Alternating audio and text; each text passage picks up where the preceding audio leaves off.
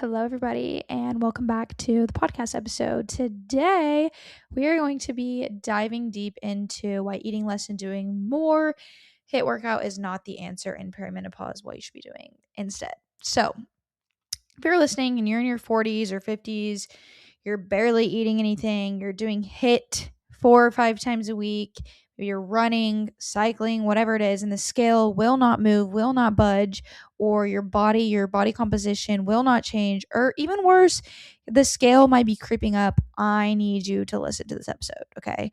And I need to tell you right now that it is not your willpower. It is not discipline. It's not that you're not trying hard enough. What you're doing right now actually might be the thing that is keeping you stuck and you don't even realize it.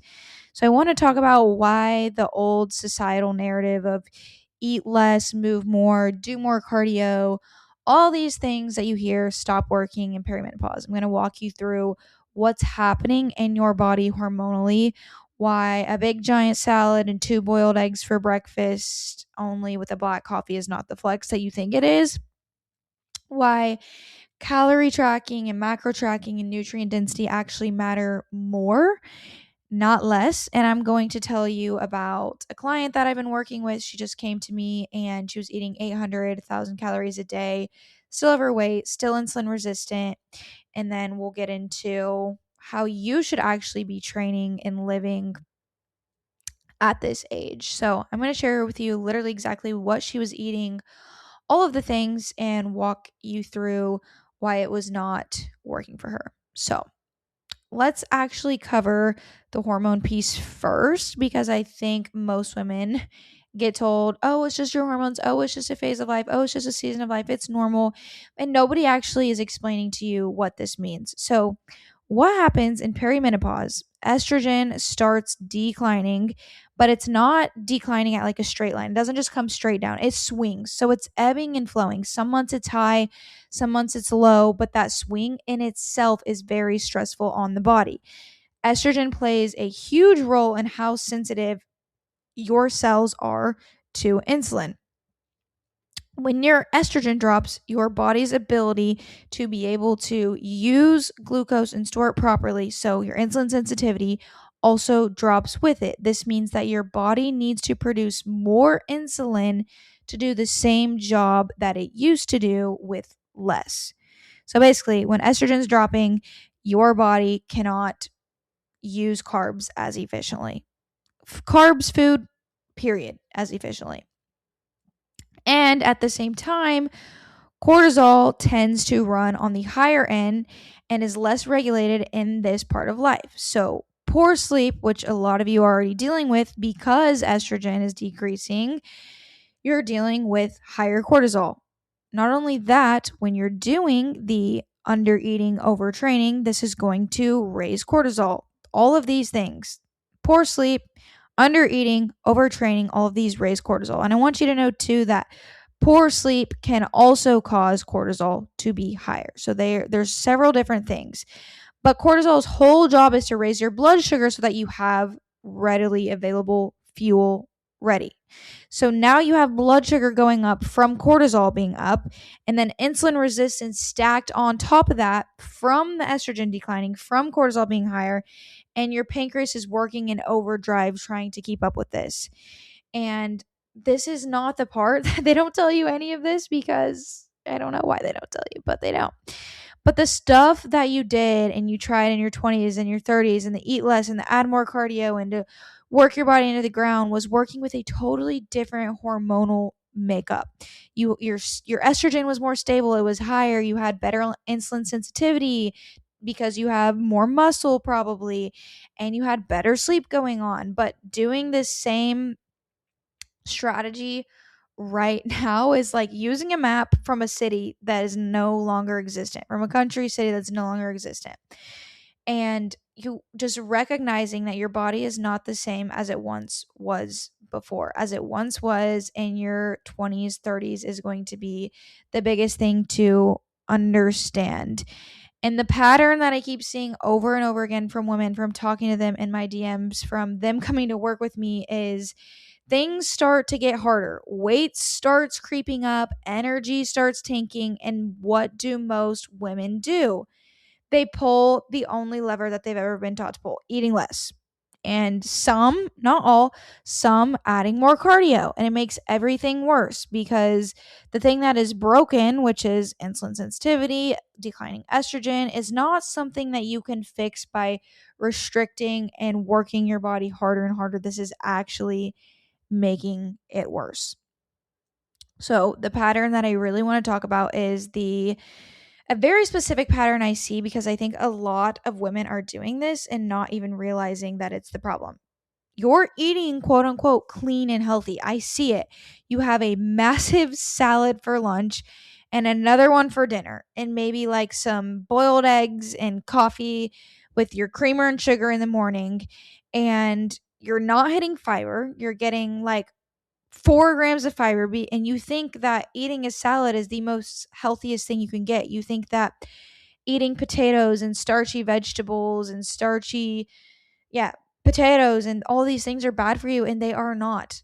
Potatoes, sweet potatoes, red potatoes, all of these foods are what is going to actually stabilize your blood sugar. A salad really has no nutritional value. There's hardly any fiber in it, but whenever you're getting fiber from avocado, from sweet potato, from bell peppers, from zucchini, and all these things are going into a meal, you're getting far, far, far more fiber than you would a big, gigantic salad, which also has not near as many antioxidants or nutrients that you're going to get from a potato. And you're probably not getting enough protein either, because if you're eating 2 boiled eggs, okay, a boiled egg has 6 grams of protein in it. That's 12 grams of protein, and that's your meal right there. And then you're getting a salad, and you got a chicken breast on there that's maybe 30 grams of protein, and then you're having another maybe chicken breast or steak or something that has 30 grams of protein for dinner. Okay, that's hypothetically like 70 grams of protein right there, when most women, ideally the women that I work with, need anywhere from 100 to 130 grams of protein per day. Yes, that's what you need. Specifically because we don't want our bone health to be declining, our muscle health to be declining, and protein is the building block for that, for the recovery. And it's going to keep you satiated for longer, so you're not going to feel like you're so dang ravenous and you feel like you're doing everything right because on paper it looks right and you're still not losing weight. Some of you gaining. I'm not telling you to stop eating a salad, but when a giant salad is replacing actual sufficient food, when it's showing up alongside an 800 calorie or 1,000 calories for the day and little to no protein, your body, little no protein, little no fiber, little to no healthy fat either. Fat is what makes up our hormones, what makes up our cholesterol. And whenever we're not eating healthy fats because we're eating this low fat diet, our body hates that so much. Your body cannot tell the difference between I am intentionally restricting because I want to lose fat and there is quote unquote famine happening. All it knows is that the energy that's coming in is not enough to run the systems it needs to run. It's not enough for your brain to be powered and to be getting through your work days. It's not enough for you to be recovering from your exercise and your overtraining if that's what you're doing. It's simply not enough for the bodily functions, the metabolic functions going on in your body. So it responds the way it was designed to respond, to scarcity. It raises your cortisol to mobilize stored energy, and it holds on to fat because fat is stored energy, and stored energy is safety in famine. And that stress response that we were talking about spikes your blood sugar, which asks your pancreas for more insulin, which is the exact thing that makes insulin resistance worse, not better, or stagnant, not better. So the eating less directly working against the outcome that you want. You think you're creating a calorie deficit that should produce fat loss, but what you're actually doing is creating a stress response that makes your body defend its fat stores harder and then pushes your insulin resistance in the wrong direction.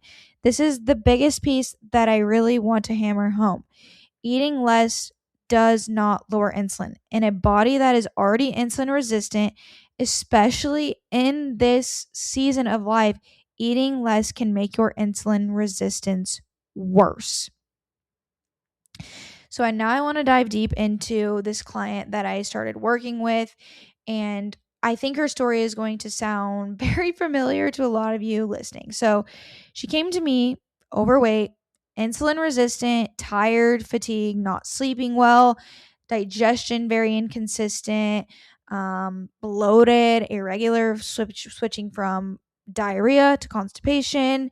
And then when she sent me what she was actually eating, I was not surprised at all. But it still gets me every time.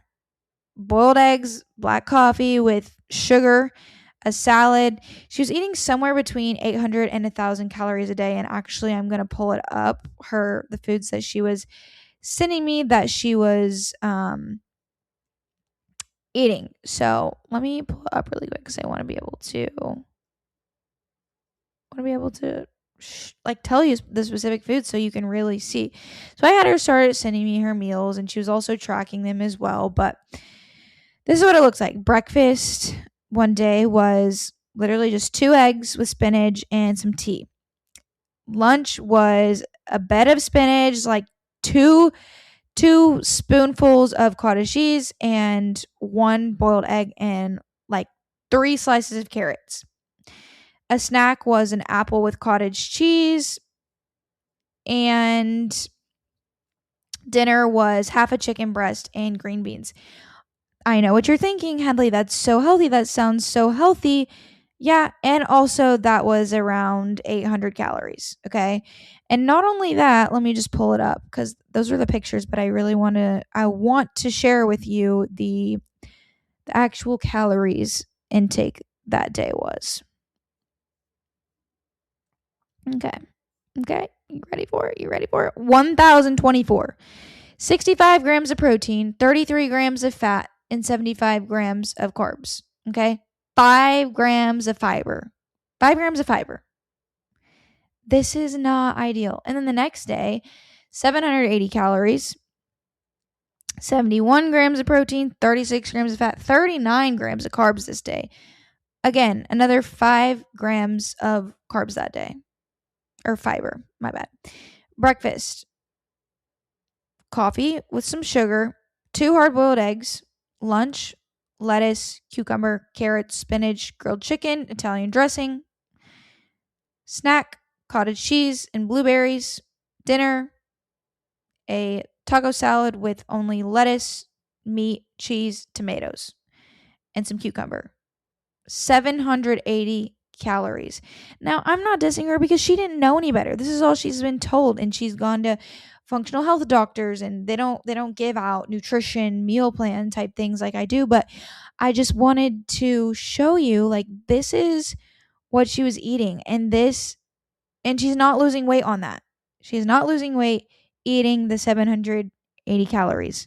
She's not lazy. She was not doing this wrong on purpose. She was doing exactly what she had been told her entire life.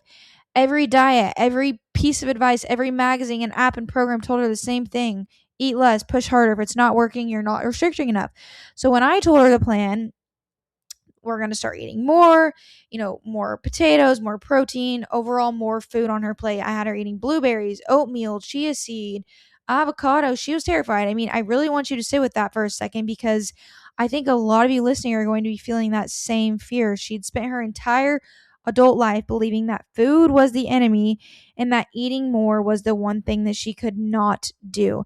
The idea of adding potato to her plate felt like she was doing the exact opposite of what she needed to lose weight. And she even told me a couple days ago after the meal plan, I updated the meal plan, she said, not gonna lie, every time I eat, I feel like I'm cheating on a diet. I said, what makes you feel that way? She said that it's so much food and I haven't felt hungry at all. I'm used to thinking that dieting meant suffering. I said, I totally understand that. And she said, I think it goes back to being told my entire adult life that I should only eat 1,200 calories or less to lose weight. I've also been told to stay away from potatoes or any vegetable that grows underground. Your plan makes more sense. These foods are what help me feel full longer instead of vegetables like lettuce. But her body had been trying to lose weight on the 800 to 1,000 calories for like who knows how long and not responding. It wasn't going to respond because it was too busy trying to survive what it perceived as starvation to even worry about losing fat. So we've started adding in some foods back slowly, more protein, actual starches, potatoes, rice, fruit. Got her total in. I've brought her total intake up way more. I'm talking like I think I got it up to 1,700 calories because I just want her body to respond, to actually run properly. And this part matters so much to me. It's not just about the number on the scale, but I'm really anxious to see how her energy is going to start improving, her sleep's going to start improving, and her digestion will start improving. It will really, really make a difference. And I cannot wait for that.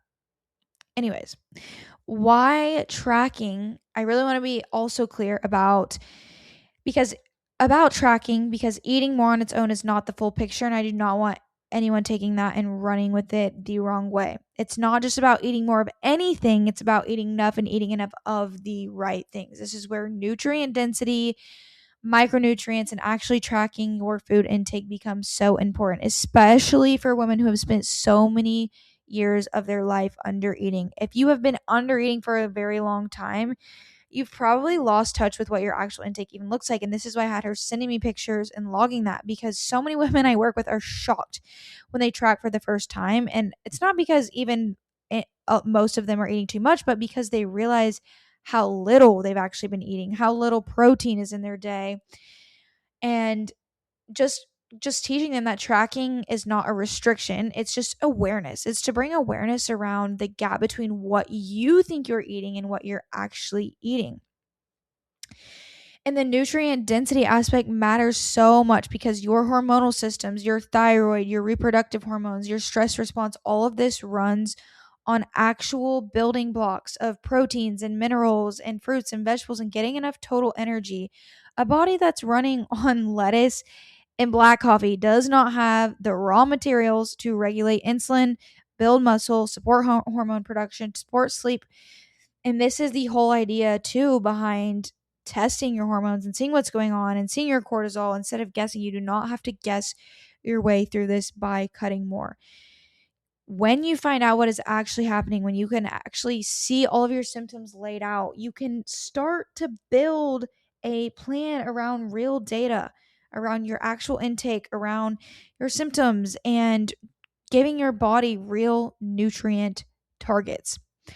So you're like, okay, well, Hadley, if eating less and doing more cardio isn't the answer, then what is?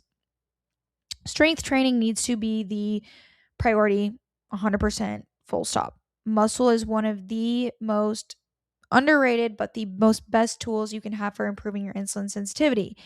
Because muscle is where a huge amount of the glucose from your food actually gets used. The more muscle you carry, the more capacity you have to handle carbohydrates without your blood sugar spiking and your insulin having to work overtime. Lifting weights 2 to 4 times a week matters so much more than any amount of cardio that you could do. Now, I'm not demonizing cardio because cardio still has its place, but it needs to look a little bit different. Low intensity, steady state HIIT is honestly not bad either, but doing this every day for your only form of exercise is not it. But low intensity zone 2 cardio, keeping your heart rate between 120 and 130, just walking, getting steps are going to serve you so much more than the chronic, constant, high intensity, chronic HIIT state. And when you're doing that in a body that's already dealing with elevated cortisol from hormonal shifts and poor sleep, it is just adding more stress on top of stress. Walking, especially outside in nature, is doing the complete opposite. The walking itself is going to support your blood sugar regulation without asking your nervous system to go into fight or flight 5 days a week. Morning sunlight, another big thing. Small thing, but has a big impact. Getting outside within the first hour of your body waking up is going to help set your circadian rhythm, which then affects your cortisol's curve, which then is going to affect all of the other things that we have mentioned in here. Your melatonin production later that night, your overall sleep quality. Sleep is not optional. It is not optional. It is one of the biggest levers that you can have for insulin sensitivity. If you struggle with sleep, you need to create a wind down routine that works best for you. Incorporating magnesium glycinate, 400 milligrams before sleep, reducing your screen time before bed, having like a wind down routine. I would say 1 to 2 hours before bed, you should be winding down. Poor sleep alone can worsen the insulin resistance. So if you are just white knuckling through 5 hours a night, that is something that you need to fix alongside your meal plan. And I do want to slightly mention HRT, hormone replacement therapy, here because I feel like it needs important.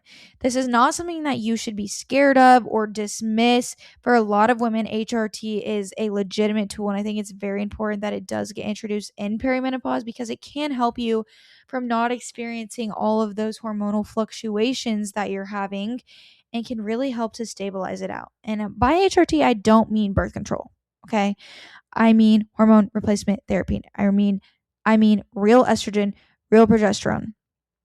Like I said, especially given how much estrogen decline is driving, a lot of what we have talked about today, estrogen, progesterone stacked together with testosterone, is definitely a thing to start exploring. I would definitely talk to your doctor, your healthcare provider about that. If they don't offer that, I do have resources for that, and you can reach out to me and I will send you on your way with that.